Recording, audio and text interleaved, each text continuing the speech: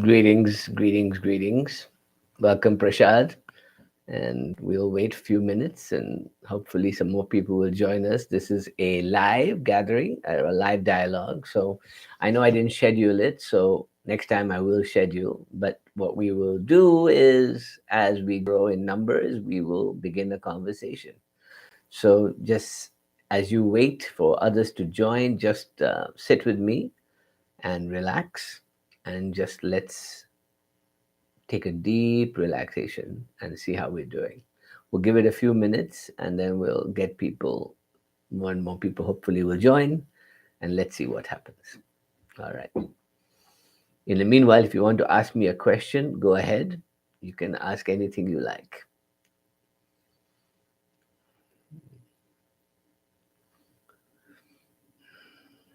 Welcome, everyone. Welcome, welcome, welcome. And as you know, my name is Raja Choudhury, and I am. Thank you, Monica. What are you doing here? You're just a junkie. I love it. And good to have you here.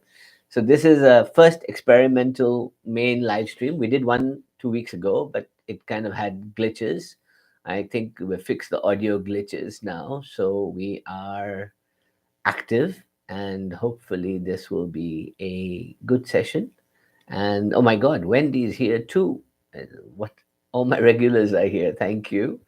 And this is an experimental live session on YouTube, and we hope that we will make this a regular Monday gathering at 10 o'clock Eastern, and we will just talk for an hour and meditate and hang around and do whatever we like, really. Good morning, good evening, good night, wherever you are in the world. I hope we have people from all over the world coming in, from India, from America, East and West Coast, Europe, hopefully some even from Australia and Canada. It's early morning there. Maybe they'll join. We, we have a community that's thousands, and the more they become aware of these live sessions, the more we can grow. So, all right. Let's just sit together and meditate for a few minutes. And we're going to do the simple Hamsa meditation, but we're going to start by doing the Aham meditation, which connects my earth element to my 36th element. And it's Ah in the Muladhara. You tighten your bum and you squeeze it and you go Ah, and then you release it to the roof of your mouth by touching the tongue to the roof of your mouth with hum. So you go tighten, aham, aham, aham, aham, aham. Greetings, everyone. Greetings, Jay, Praveen. Greetings, Anupam, Anjali, Natasha, Angela, Katrina. Wendy's here. Angela, Prasad, Shushmita, and Paul from Newcastle, and Monica. Yay. All right. Just tighten your bum, squeeze it in. So there's a double tightening. So as you tighten it, squeeze your bum and then pull your kind of yoni linga back like that. And then ah hum. And the tongue touches the roof of your mouth. Greetings, love light. Aham. Aham. Aham. Aham. And I want you to imagine that just above your head here, about 12 fingers above your head, right there, just above the soft tissue of your head, is your fontanelle, is your Vada Shanta, it's called, the 12 fingered center of bliss. This is a portal to higher consciousness through which cosmic energy enters. It's called the Jiva comes in. And it comes down your third eye, through your throat, down to your, and it comes 12 fingers below your chest at your heart center, right there at the heart. And greetings, Rani from Mauritius, and Love Light and Geeta Nair, greetings.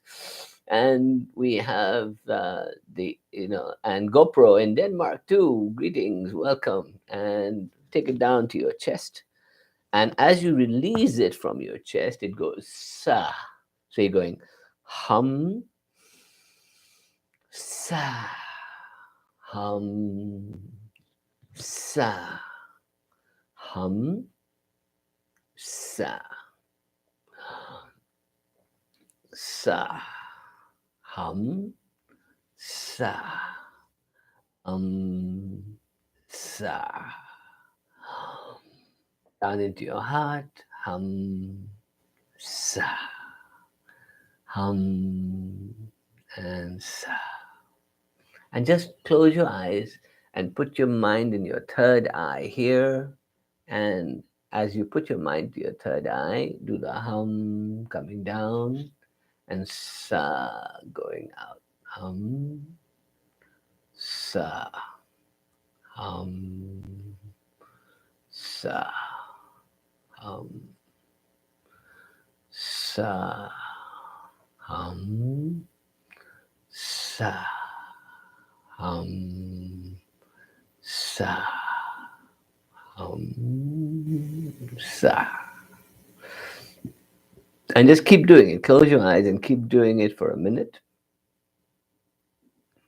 And relax. And just breathe and relax. And so I want you to imagine that as you're doing this, you are opening not only your third eye, but your heart center. You're beginning to explode the heart center outwards into a wide kind of feeling of bliss. And as you sit with me, the bliss begins to come into you in a gentle way and wrap you around. And I want you to imagine that hum, sa. Just keep breathing. Hum and sa. And the Vigyan Bhairav Tantra, which is the seminal book on meditation from Shaivism, Kashmir Shaivism, says that if you are able to do this breath all day, 21,500 times, in that awareness, you will be guaranteed enlightenment. Hum, sa, hum, sa, hum, sa, hum, sa, hum, sa, hum, sa. Now just open your eyes and look at my third eye and see if you can go into my head and feel whatever emptiness I have, feel it. And just relax and feel. And as you do it, a strange tingling will begin in your heart center, on the vagus nerve in the back. Appropriate for Valentine's Day, right? Tingling in your heart, opening your heart center. Just relaxing and opening it, opening it. Just relaxing and opening. Feel a stream of light consciousness coming into you. Hum, opening the petals of your heart. Sa. Hum, sa. Hum, sa. Hum, sa. Hum, sa. Now, holding that energy in your heart, We'll do a mantra to open your 12 petals of your heart outwards into the whole world so you can give love and compassion and kindness and energy to all around you. And all you're going to do is say the sound Shreem. Ready? So you're going to say Sha, Ra, Im, Shri. So just Shri. Shri.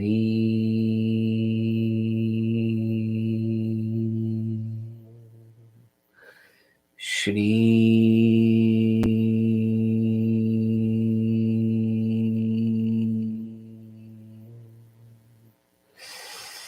Feel your heart expand outwards in the 12 directions. Shri.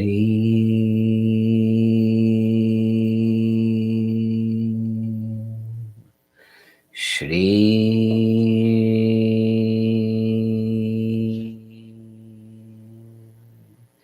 Shri.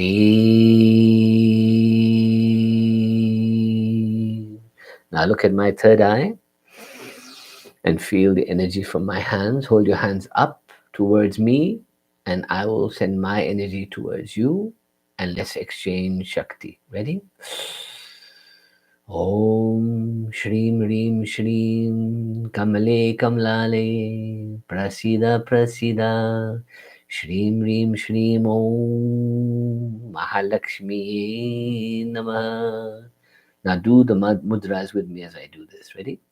Om Shreem Hreem Shreem Kamale Kamlale Prasida Prasida Shreem Hreem Shreem Om Mahalakshmi Namaha. Kamle Kamlale, the petals of my heart open. Prasida Prasida, the give and take of love and energy between us. Prasida, Prasida, Shreem, Reem, Shreem, Om. I open the veil to the Divine Mother. I look in the mirror and I see her in me. And so it comes into me and I bring her into my heart and she sits in my heart. Om Shreem, Reem, Shreem. Kamale, Kamlale. Prasida, Prasida. Shreem, Reem, Shreem, Om.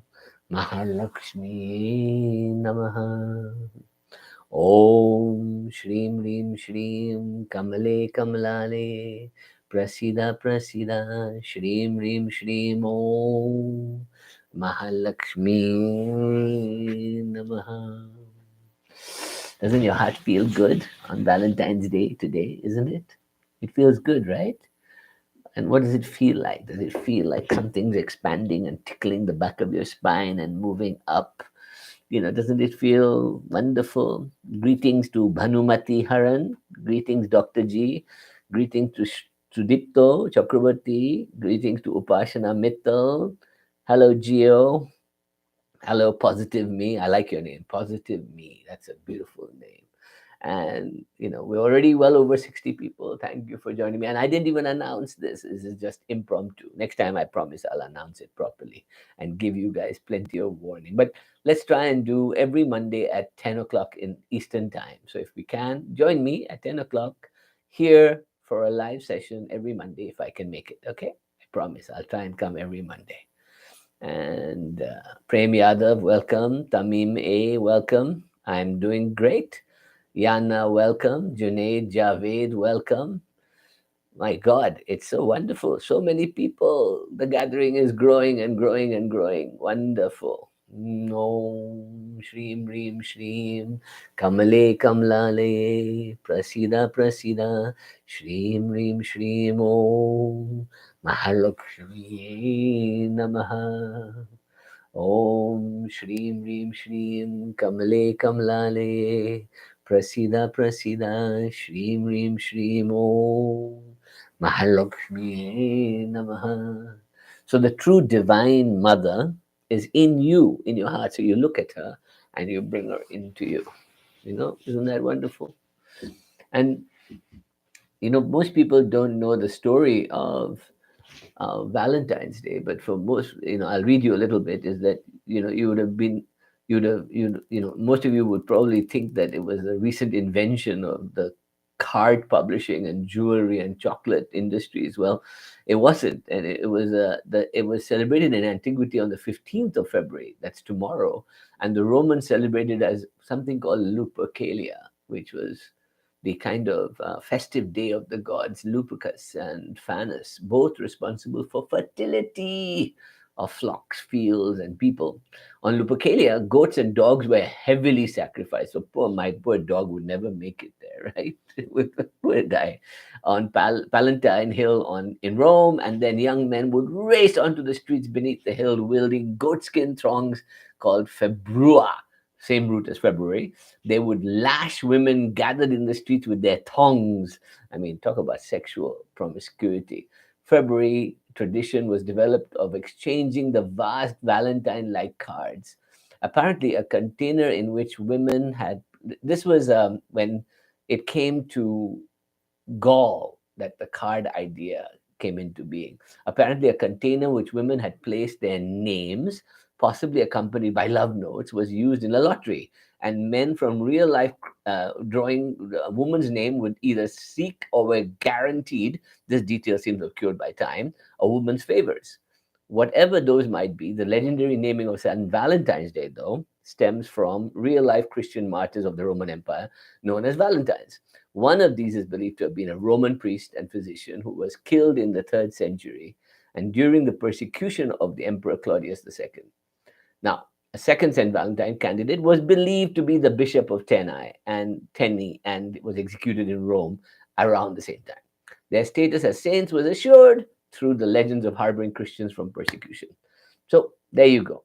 Valentine's was either flinging your thong around and dong around everywhere in Rome or martyring yourself for the good Christian faith that was coming. What wonderful, isn't it?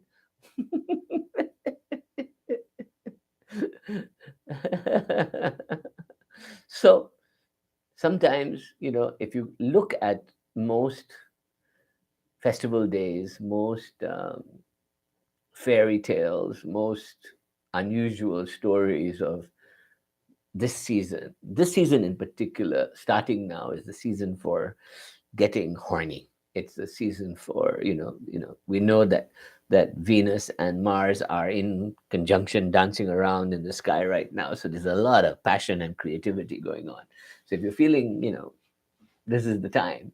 And all the origin stories of all these myths are quite violent and disgusting in a way. For us, our modern sensibility, a lot of slaughter, a lot of death, a lot of, whether you go to Kali Tara in Bengal or Nepal and you see the slaughter of animals in spring and fall, or whether you go right through to Roman Empire and East and Mexico and everywhere, this idea of bloodletting, of fertilization of the soil, of the mother, are key ingredients of an old panpsychic way of being. For those of you who don't know, panpsychism is the idea that everything around me is conscious.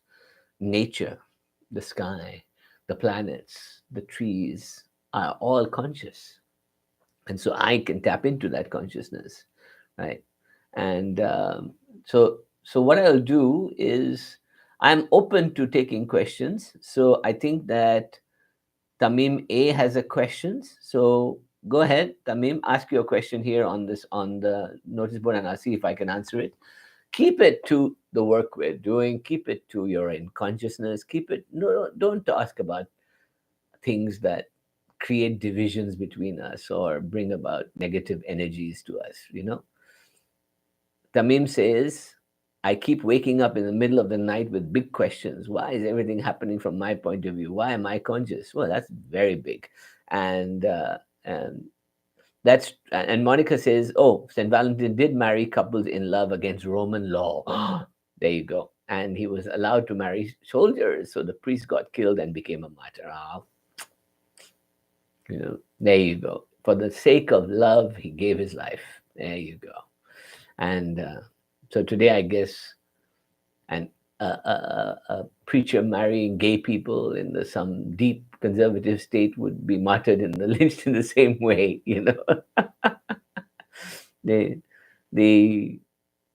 So Tamim, the issue of An overactive mind means you've got to learn to shut your mind down before you go to sleep, which is why a good reason to meditate or to do deep breathing or deep kriya type breathing or meditation of chanting of mantras before you go to sleep, because then you go into a kind of melatonin induced circadian rhythm that puts you to sleep, and you also have a much calmer, tranquil sleep.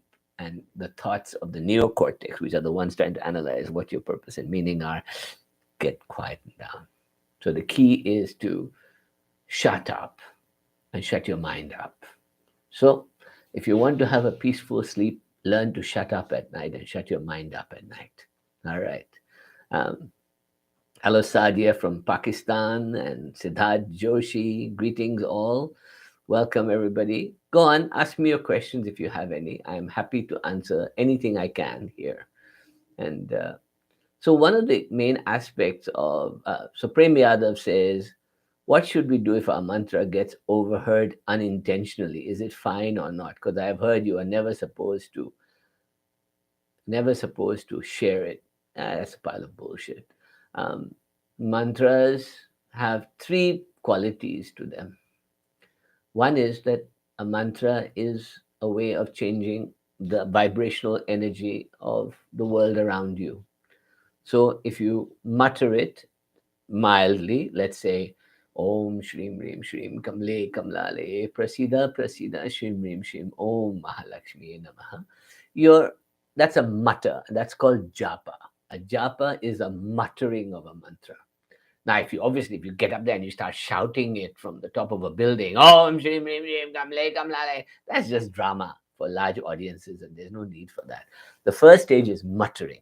Om Shrim Rim Shrim Kamle Kamlale Prasida Prasida Shrim Rim Shrim Om Mahalakshmi Namaha. The second is to mutter it silently in your mouth so that the air is making movements in your vocal cords in your cavity, but sound is less. Shrim Rim Shrim Kamle Kamlale Prasida Prasida Shrim Rim Shrim Om Mahalakshmi. And you go quiet. And the third stage is when the mantra becomes internal, and you can hear it inside you, you can feel it inside you, and you just sit and you chant it inside you.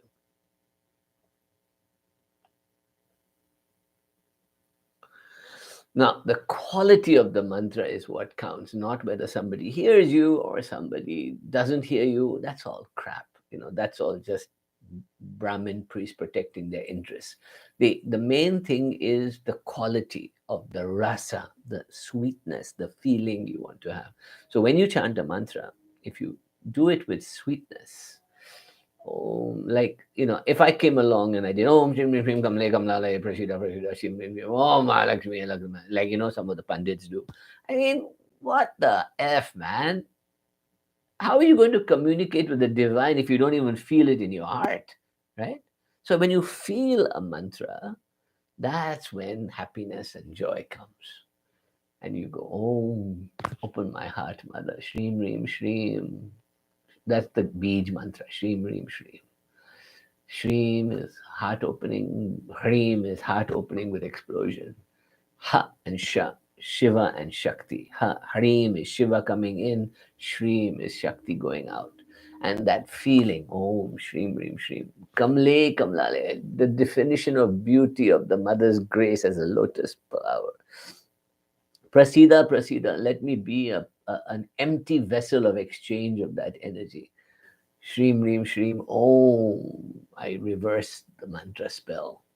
And then Mahalakshmi Namaha. I put Mahalakshmi in the middle of my heart and I worship her as a divine, as a driver of me in this vehicle. Now, if I do that 3 times with that devotional rasa, it's more powerful than me doing it 10,000 times in that fast, stupid way, right? And if somebody hears it, bless them, because they're going to get blessed by my rasa, right? Now, the reason why sometimes mantras are kept secretive, there are certain bija mantras that have extreme power, especially if you play around with the energies of the Dash Mahavidyas or you play around with some of the other energies of Kali, then mantras have a power that may cause disturbance to people around you if you're not aware of your own power. And that's when you have to be, and that's when the idea of the guru gives you the mantra and breathes it to you, um, and vibrates it to you with their Shakti to you, right? Um, that, you know, uh, today, in an age when you have to find a way to awaken your inner guru somehow by yourself, keep chanting. Don't worry about it. Don't let anybody tell you otherwise. You know, that's all power and control, isn't it? Be your own guru. Learn, take initiation from gurus and teachers, but don't start worshiping their big toes. Don't start getting involved with all that crap that you do when we are told to join a cult and we're asked to become part of something and go into a process and a lineage and have to rise up a hierarchy, and you pay lots of money and donations, and then you end up feeling neglected and abused and exploited. Be careful of all that, right? Okay. Yes, you can get initiated by two gurus at one time, because unless you worship the guru's feet, toes, what's the use? So if a guru is just a teacher for you, then absolutely take more than one emotions. Natasha says, okay, let me just go back down. Anupam Sen Gupta says, I'm interested to learn Kriya Yoga, but I humbly understand that I need to clean, balance my root chakra, Muladhara. Is there a course by you that I can take to join? Please. Yes, I do teach it in the course I have called the Kundalini Code, which is at www.thekundalinicode.com. And that does integrate Kriya and Mantra Yoga to achieve Tantric Shakti awakening. All right. So you can do it there. There is, yes, you must ground yourself in the root chakra, but not cleanse yourself. The cleansing comes by the work you do. All right. So don't get frightened about that. Health Awareness and Prosperity says, hi Raja. Once you taught that the mantra of Mahalakshmi and Shreem will cause the throbbing of the heart, does this consider the Aham Spurnarna, which Ramana talked about? Thank you. Aham Spurana is the feeling you get in what is called the Tripura Rahasya, when the three worlds come together, right? Then the Aham, which is the Bij mantra of the Parashakti, of Adi Shakti, the supreme Tripura Sundari as Adi Shakti. Then you have this non-dual feeling of I am that bliss, I am that bliss, I am that bliss. And that feeling is a non-dual feeling from Advait Vedanta and Tantra mixed together. The the feeling that you are talking about, right, is that the when you wake up the heart chakra and it starts throbbing, especially along the vagus nerve on the left side, the Ida, right? Then you are dealing with a concept of what can be called in mantra terms madhyama. Madhyama means that mantra becomes vibrating feeling.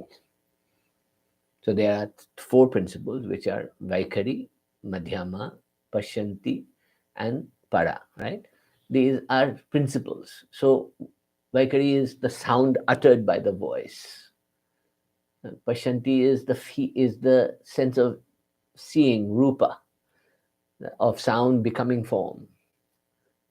Madhyama is the heart exploding, the feeling of tingling up the spine, of opening up of the veins, of the nerves, of the swirling of the energies. That's Madhyama.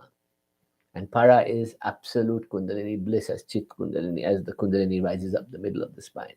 So this feeling of Kundalini opening the heart center is called Madhyama. Okay. All right, there you go. And Natasha says, you once said, usually spiritual or conscious folk tend to have frontal lobe epilepsy. Why is that so? No, they don't.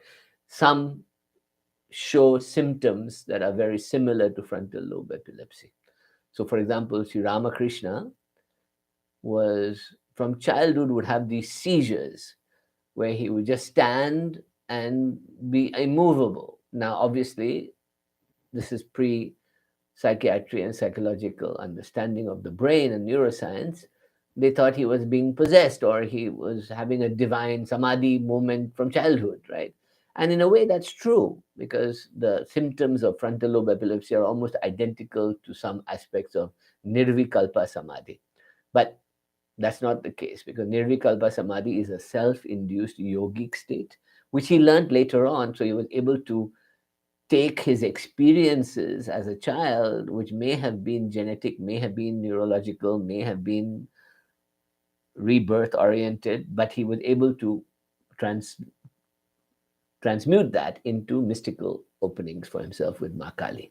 So that's so no, frontal lobe epilepsy does not guarantee that you're going to be mystical, and being mystical is not the same as being having frontal lobe epilepsy, right? Um, Bhanumati, Dr. Haran Bharunmati says, your chanting of Bija mantra is filled with vibrating sound, lively, energizing, and musical. Just by listening, I'm vibrating too. I hope this is the one. Yes. Rasa. Remember what I said about the juiciness of feeling the mantra? So let's say, for example, Sri Aurobindo wrote a beautiful mantra. He only wrote two mantras in his whole life. And he wrote one called Anandamai Chaitanyamai Satyamai Paramai. That means as I transcend the supramental mind from my heart to upwards to the supermind, I go through stages of four stages of Mai, the mother. Anandamai, the bliss mother, Chaitanyamai, the consciousness mother, Satyamai, the truth mother, and then Paramai, the supreme mother, right? Now, Jagjit Singh sang it, others have sung it, but when you hear the rasa of Jagjit Singh singing it, Anandamai, Chaitanyamai, Satyamai, Padame, you begin to become light as a feather. Anandamai, Chaitanyamai, Satyamai, Padame. Or you take any song, Buddhist mantra. Om Mani Padme Hum. Om Mani Padme Hum. Om Mani Padme Hum. Om Mani Padme Hum. The heart opens. Or you take English words like Yogananda did. Door of my heart, open wide I keep for thee. Door of my heart, open wide I keep for thee. Wilt thou come, just for once come to me? Wilt thou come, just for once come to me? Will my days fly away without seeing thee, my Lord? Will my days fly away without seeing thee, my Lord? Night and day, I look for thee night and day. Night and day, night and day, I look for thee night and day. Door of my heart, open wide I keep for thee.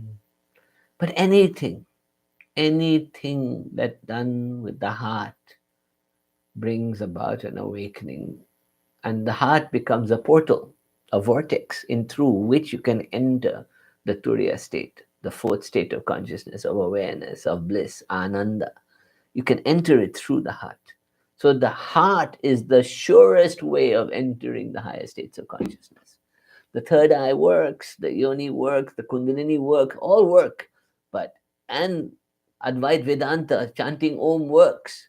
But if you do bhakti and devotion to the heart and to the Divine Mother in the heart, boom, it just opens immediately.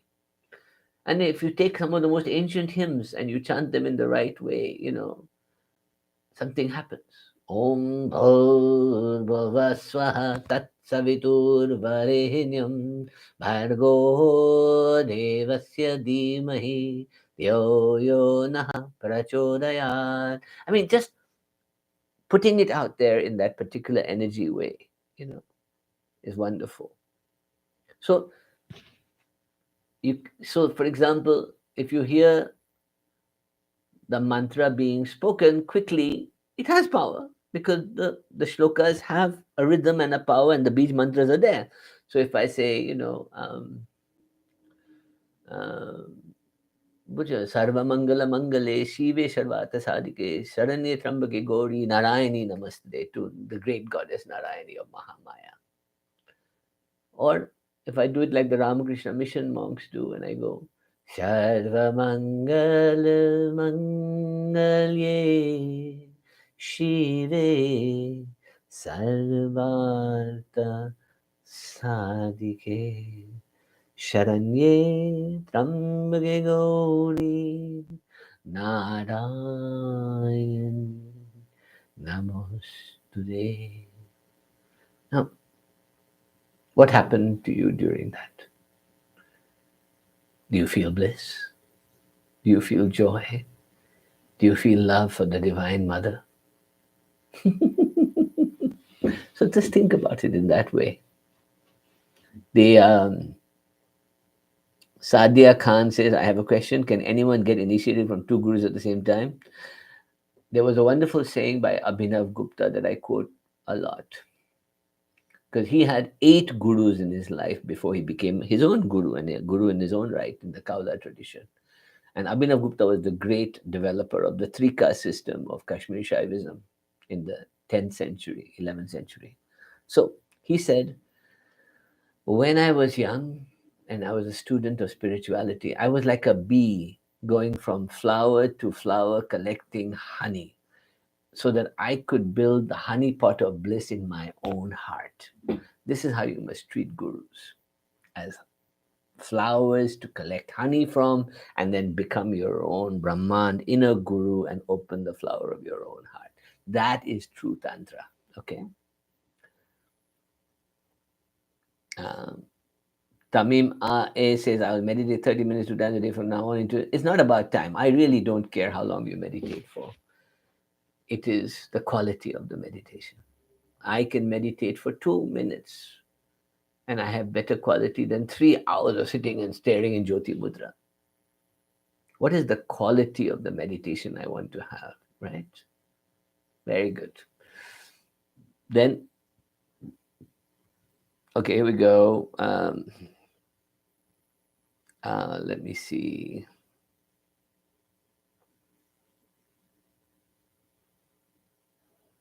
My God, it's just a lot of messages. Let's see.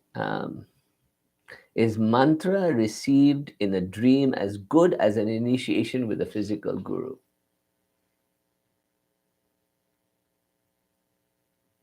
It depends on how open your consciousness is to intelligence of the astral level.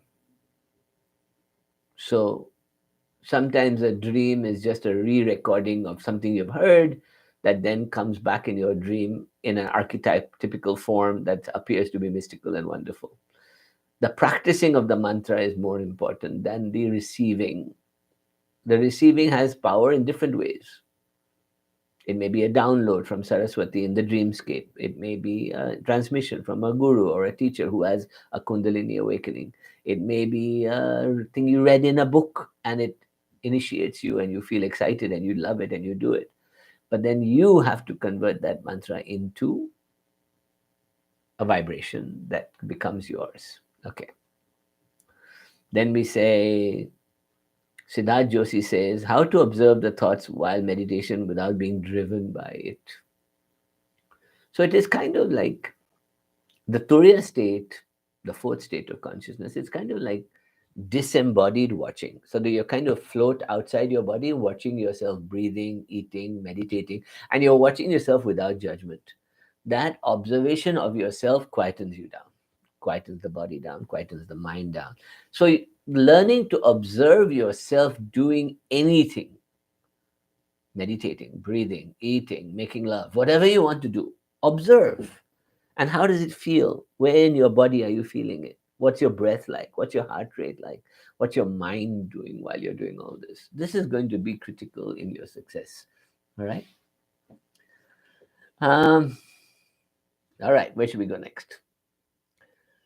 Prasad Nadik says, and thank you, Prem, for all your lovely words. And Geo Om, thank you for watching everything. Aina, greetings to an adept level member. My God, shout out to Aina, an adept here is with us. Thank you, Aina, for being an adept member. And we have Prem Yadav. We have thank you. And Prasad Naik, you're asking, hi Raja, what is the level of DMT present in me, if any? Can you please tell me? Yes, this is an area I am looking at very carefully. And what we find is that the body produces micrograms of endogenous DMT, not enough to induce Bufo or MEO or NN-DMT states of altered states of consciousness. But when you do Kundalini Shakti work or Tantra or any of the Kriya traditions, you are activating the whole brain circuit into a kind of state that's more like LSD than like DMT. DMT is a visual molecule. That means it induces a visionary state, while LSD is more like full brain activation, which happens with Kundalini awakening. So if you want to experiment with DMT, fine, but acid and psilocybin do full brain activation, and they are better for mimicking or replicating what happens in heightened states of meditation, right? When you do cleansing and healing and you go to the Divine Mother and you enter the astral planes and you work with the divine beings that you meet to heal yourself, that's closer to ayahuasca and DMT. And MEO DMT is more like an instant awakening to see a visual clarity of your connectedness to the whole universe. So it is kind of like a visual form of that state of samadhi, ananda that will come, but mild. I've had both, and it's mild compared to the real explosion that happens in you. Okay.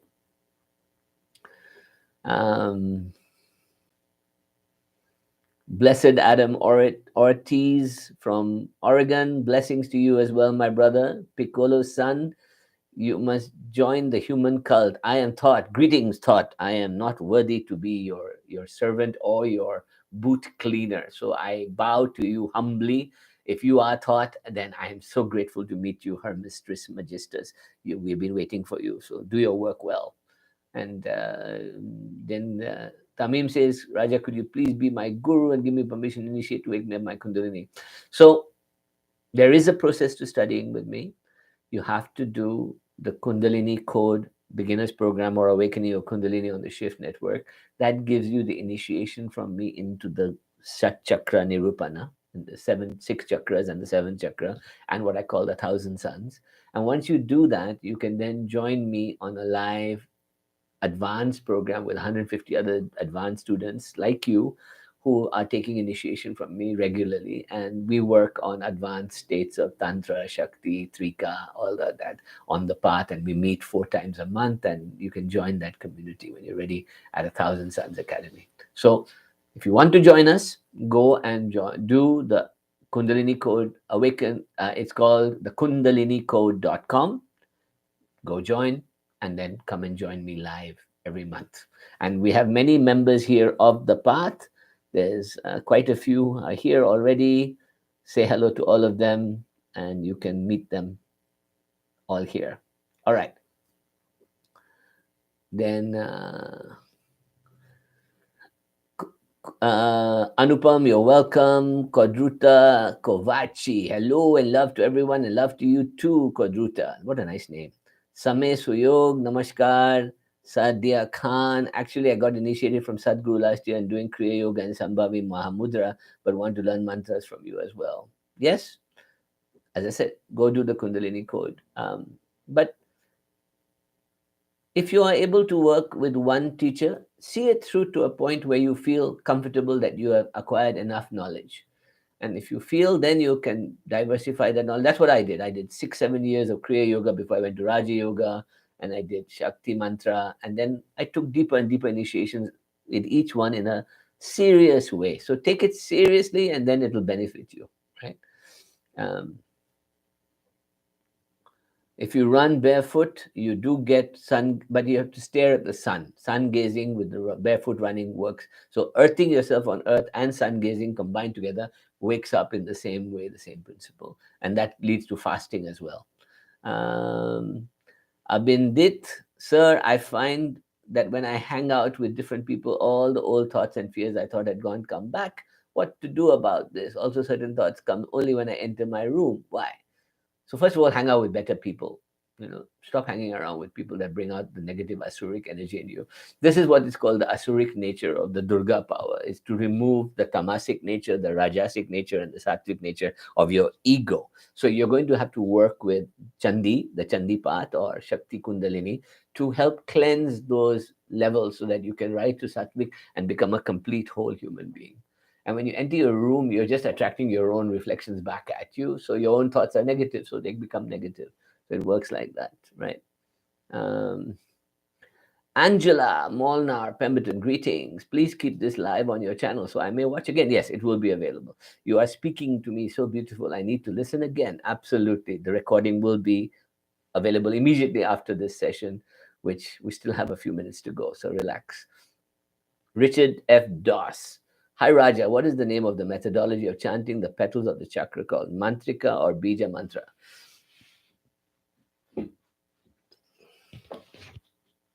No.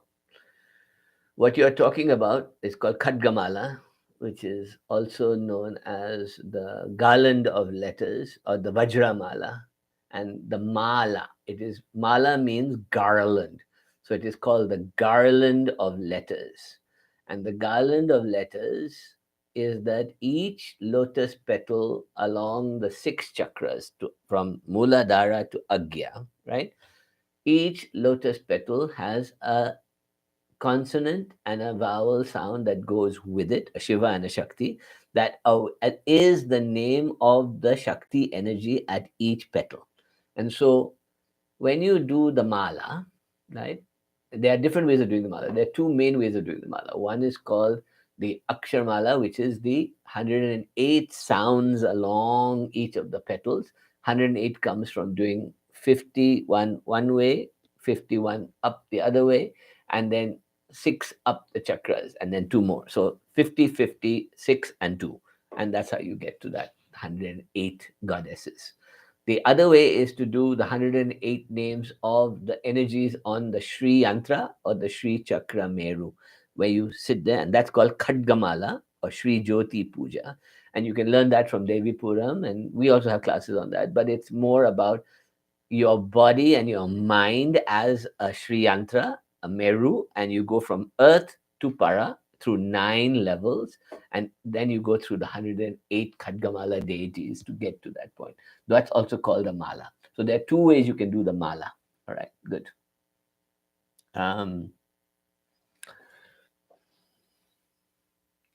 Geo Om says, yes, Geo, thank you. Lone Wolf Shubham. My God, where's Lone Wolf Shubham? Where did that go? Hang on a second. So Azora High says that is actually true. Chanting ancient mantras will affect you in a positive, but the pronunciation should be on point. Not true also. I have heard highly awakened beings with bad American accents take on Sanskrit and still deliver Shaktipat. So no. But rasa, the feeling and the opening of the chakras make the Shakti mantra more powerful. All mantras are Shaktis. All mantras are sounds of the goddess. All right. They're called matrikas. All right. So, is it necessary? I've already explained earlier in this video about loudly or chanted in your mind what the 3 stages are. Thank you, Jinja. Digital marketer, nothingness, shunyata. Yes, that is the ultimate state of the void. That's why these talks are called Conversations from the Void. That's why I sit in the black world, because honestly speaking, when you live in shunyata, then you can vibrate energy and bring light into the world. It's much easier then. And you feel then compassion for all human beings. You feel like helping all people to come up. It's wonderful. What does it mean when I see symbols on the forehead at the third eye place, symbols like Om, Trishul, Ganesh? That's archetypes of sacred geometries that do come in awakening of the inner mind, inner eye. And it depends on where you grew up. If you grew up in Mexico, you will see Quetzalcoatl and the dragon. If you grew up in China, you will see yin and yang. If you grew up in India, you will see Trishul. So those archetypes are predisposed to your genetic and your location. But there are certain sacred geometries that are universal, that all people will see when they go through the visionary states. Mm. Tristan, greetings, Tristan, and Manjunath Gangadhar. Hello, how are you? Is it good to take medication with meditation to reach Turiya? Is it advisable?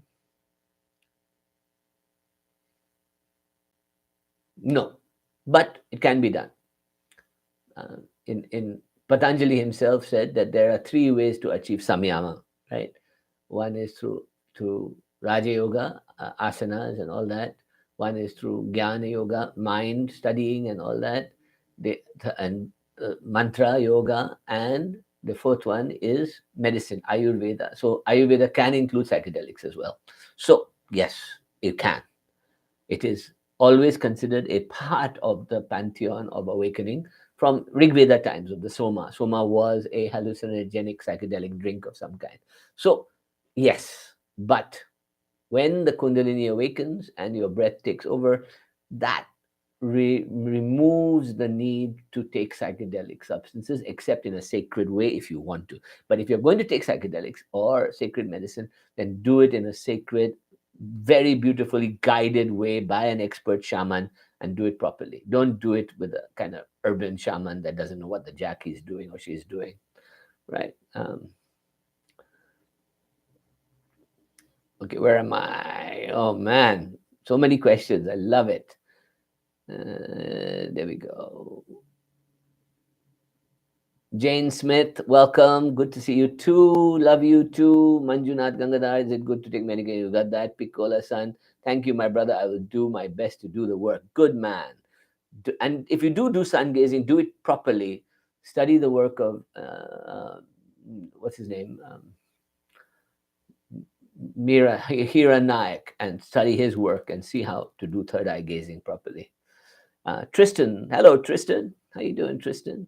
Tristan is one of my advanced path member students. So Tristan says, what do you recommend when in dream state and observing what is taking place? What do you recommend for moving more freely throughout it to address what is being experienced? The secret to dreaming is the state of consciousness that you induce before you go to sleep. So, because dreams occur in what is called hypnagogia, which is the in between states, between falling asleep and just going towards REM, or between REM and deep sleep. Those in between states is when dreaming occurs, right? And so, if I am conscious as I fall asleep, then dreaming becomes lucid. I become a navigator, I become a controller. I can actually design in dream. So the secret is to go into a deep meditative state and keep yourself conscious as long as you can till you fall asleep, and then you fall over into the other side. And in that moment of falling asleep, see if you can pull yourself back and wake up again, and then go back to sleep again, and then come back again. And the more you do that, the more your dreams will become lucid. And it's a very good way of doing it. So practice that in between awareness till you can't anymore, and then you fall asleep. Just keep it going like that, right? Mary Magdalene, blessings to you too. I just got up and had a dream, and then I would meet this man. His name was Void, ha ha ha, and I turned on. I like that. Good one. Abindit, thank you. Welcome to Richard F. Doss. Yes, Kaduta Kovaci, fasting helps with DMT levels in the body. Yes, yes. Um, Fasting of any kind, even intermittent fasting, increases deep, not DMT, deep psychedelic meditative states, so that the whole brain gets activated. Because remember that when you are fasting, the best way to put it is that you're eating yourself. When you have nothing left to eat, the body starts producing ketones to eat itself, to start eating all its fat, to eat all its rubbish. And so you become kind of heading towards perfection in a way, because the body is aligning itself to healing, to being perfect. So the combination of deep, slow breathing, fasting, low heart rate, those three things, which are preceded by high activity, rhythmic breathing, intensity, and then you go to sudden shutdown, it increases what happens when you start creating gamma radiation, and that creates the beautiful taste in your mouth, that creates heightened states of visionary experience. So if you look at carefully, whether it was the Buddha or whether it was Jesus or any of the great saints, there's always this period of 7 days or 40 days in the desert fasting and having psychedelic experiences. Maybe they included psychedelics. So study that carefully and see. Try with intermittent fasting, try with a few days with just water fasting, and see what states. And when you're fasting, the best way to induce visionary states is to sit in a dark room. So sit in severe, or cover your eyes with a patch or something, and just sit in that state for as long as you can. You will begin to see the third eye opening, just like you would do in sun gazing, or just like you would do in Kriya Yoga, Khechari, or you do in mantra. Some mantras will do it for you, especially Tara mantras will do it for you. Okay, or Baglamukhi or Varahi. Varahi does third eye opening also. Okay, Pushpa, thank you. Good. Now come and do the proper course with me if you can. Ozzy Rivera at thekundalinicode.com. Ozzy Rivera, where are you? I missed your. I just saw it just now. It's gone now. There you are. When I do mantras for like an hour, my whole body is numb. There's no separation. My body sits like a statue. No separation between the blackness behind and the light in front and matter in front. That's called the Turiya state. That's a very nice state to have. And I'll explore it deeper. Be in it. Be aware of it. Be conscious that you can manifest a new universe from that state, and try and create a new reality. See if you can induce a new reality, right? Okay, we're almost done. A few more minutes and I'll take a couple of more. Shreyas Bhargav, as a beginner, how can I enable or awaken the chakras to experience higher dimensions of life? It takes work, but you can do it. So come do the Kundalini code with me, and that will help you get there, right? um,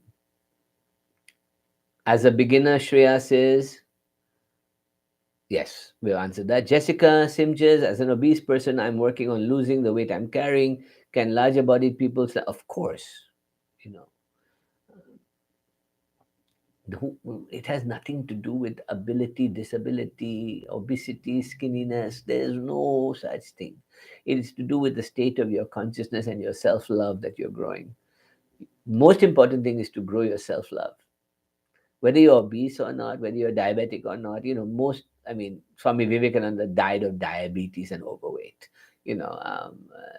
So many people, great gurus, were all diabetics who ate rubbish, and the body didn't take it properly.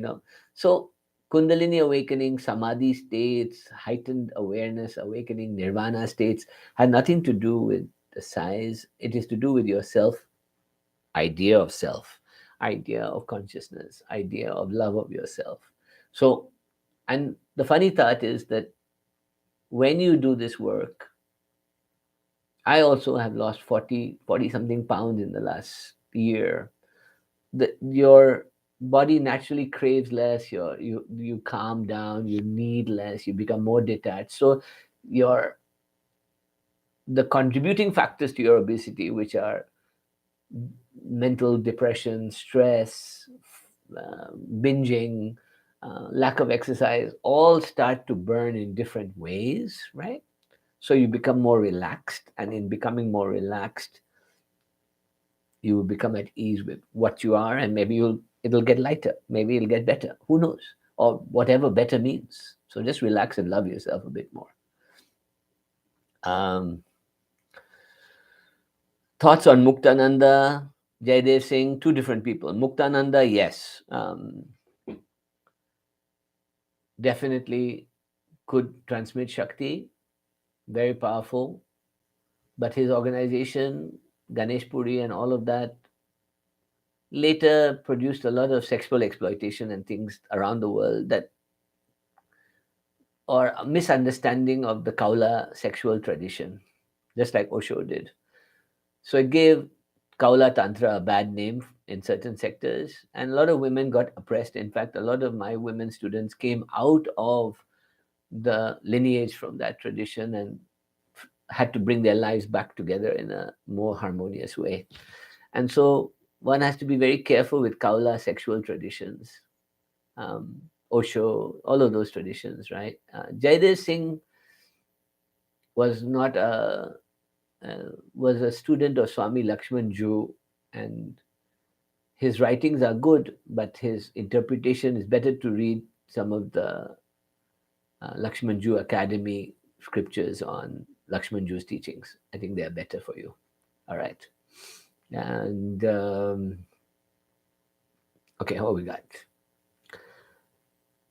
Greetings, Miguel Pancho. Thoughts on that's it. I've done that. Adam Ortiz. My question is I feel vortex like vibrations in my body often ever since I had a spontaneous outer body experience. What do I do with these vibrations? Well, we have different names for this state. Sometimes it's called the shudder of spanda. Sometimes it's called prana kundalini, surging through your nadis, your inner subtle system. These are early states of awakening. You need to now go to the next state, which is to put that shudder into the middle of the spinal cord in what is called the Vajra Nadi, the Chit Nadi, and the Para Nadi, and the Ananadi. Those three nadis are the middle of the Shushumna. They will open for you. Now you can convert that shudder into an inner awakening. So do come and study with me if you wish, and I'll show you how to go into the nadis in that way, right? So sometimes when I chant Hamsa, I feel like heart opening and the focus goes to the Bindu and I feel good. Then after that, should I do Avan? No, there's no rule, but you should maintain that state of observation, but always return to Muladhara and ground yourself in earth if you travel to heaven like that. Always ground yourself in earth afterwards. All right. My God, such a good crowd. Wow. Osho was not Kaula, but the techniques he used of rhythmic breathing, ego dampening, of dance, of um, the key things of Osho would be considered tantra and would be considered having their origins in Kaula Tantra thinking. So if you want to study Kaula Tantra with me and discuss it with me, I'll be happy to. But there are many, many aspects of Osho's work that integrated Kaula thinking. Okay, that's it. And then Namaharaja, I hear flute sound from my left ear, how to transform it to the bell. So the key is to close your ears and shut your eye and look up into the third eye and hear the sound and then transmute it towards Om by an inner Anahat Nada of the Om as you go through the process. That's a beautiful way of doing it. Okay. And you attracted such a Tamim A. Yes, I tend to attract cool people like us, right?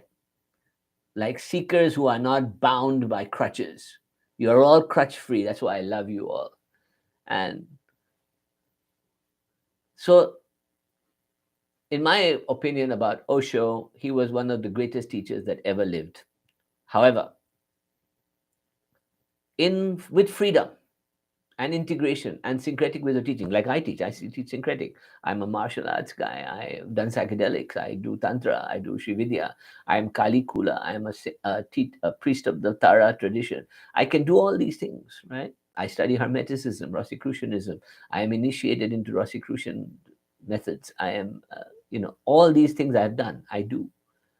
This integration is key, but developing a program and a protocol for you to stay in the alignment of the three worlds and the fourth opening world that opens for you is critical. And so all great teachings, all great teachers need to teach that alignment.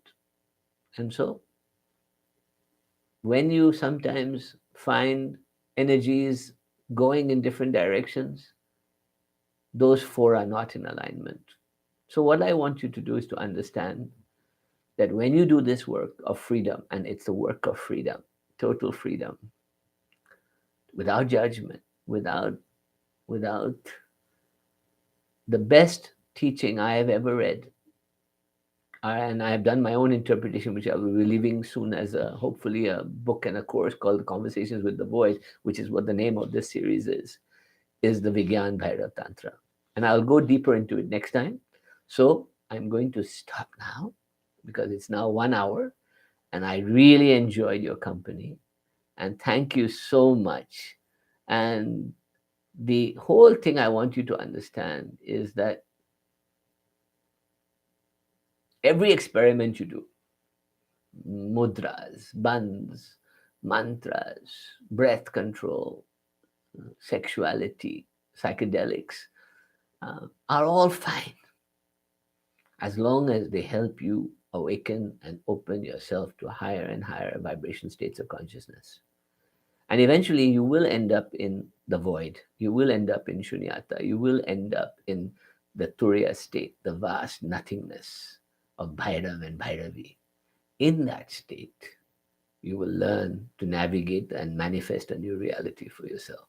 So if you want to get to the void, all these journeys are just milestones along the way. And then you get to the void.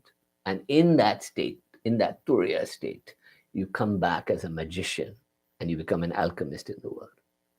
So this is my message to you today, is go out there and be an alchemist. Use whatever I can give you. Use whatever techniques you can. And be your own guru. Wake up. Don't give yourself a title. Don't call yourself something.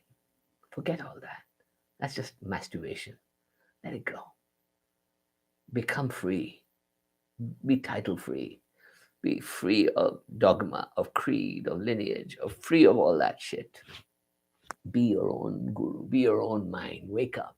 And then learn. Learn from a Raja. Learn from whoever you want to learn. And become awakened. But you wake up.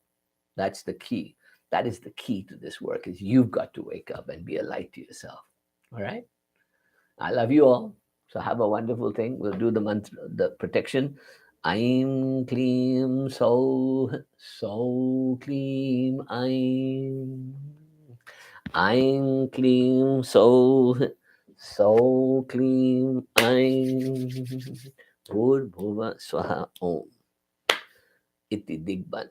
Hum Mastar Phat. Hari Om Tat Sat. Om Namah Shivaya. Thank you all for being with me, all well over hundreds of you. I love you all, and thank you to all of you for being with me. Shri Matri Namaha. May the grace of the Divine Mother fill your lives with bliss. Shreem, Shreem, Shreem. Bye-bye.